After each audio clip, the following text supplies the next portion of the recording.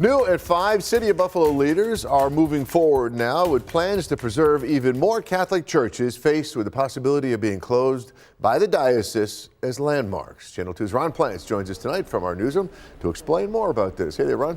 Yes, Scott, you may recall that last year 16 churches, many well-known and established in Buffalo neighborhoods, were listed on that list of potential closures by the diocese.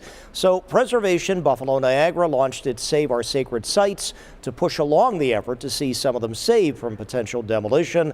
5 churches, St. Thomas Aquinas, Our Lady of Perpetual Help, St. John Canty, St. Rose of Lima, and St. Stanislaus, were originally proposed for such status, which required approval action by City Council, including a hearing through the Legislation Committee of Council. And now at least 2 more churches appear to be heading in that direction, with a proposed status for All Saints Church on Esser Avenue. Also, St. Michael Church on Washington Street suggested for that category, with council assigning those 2 requests to the Legislation Committee as well. The council president actually pushing for yet another church to gain that landmark status. I have St. Bernard's Church right on a very focal point in my community. It's at South Ogden and Clinton Street in the Kaisertown community. The church was there for almost 100 years. It's a shining beacon in our community. So I've asked for that to be landmarked. It's going through the process, and I had reached out to Preservation, so we'll see what happens for that.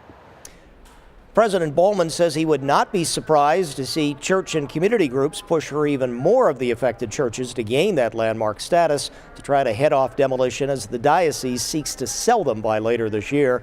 Preservation Buffalo Niagara has advocated with certain benefits like board oversight, additional funding options, and tax incentives for potential new owners or developers of church buildings, but they also list the overall cost of $2,500 or more for each church application seeking that landmark designation. That includes $500 for each application as a fee to the City of Buffalo.